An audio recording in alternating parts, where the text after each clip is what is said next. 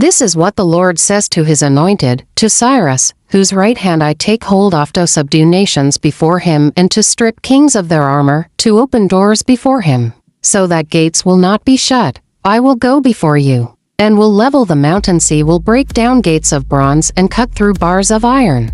I will give you hidden treasures, riches stored in secret places, so that you may know that I am the Lord, the God of Israel, who summons you by name. For the sake of Jacob my servant, of Israel my chosen, I summon you by name and bestow on you a title of honor, though you do not acknowledge me.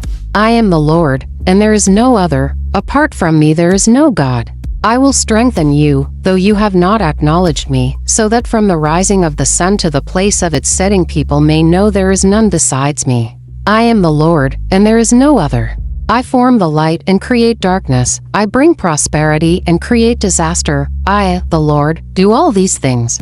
You heavens above, rain down my righteousness. Let the clouds shower it down.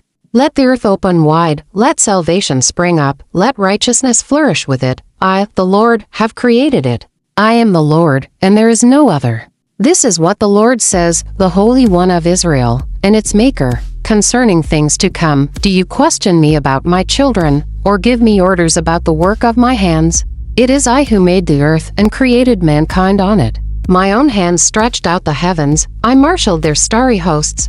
I will raise up Cyrus in my righteousness. I will make all his ways straight. He will rebuild my city and set my exiles free, but not for a price or reward, says the Lord Almighty. This is what the Lord says, the products of Egypt and the merchandise of Cush, and those tall Sabaeans, they will come over to you and will be yours. They will trudge behind you, coming over to you in chains.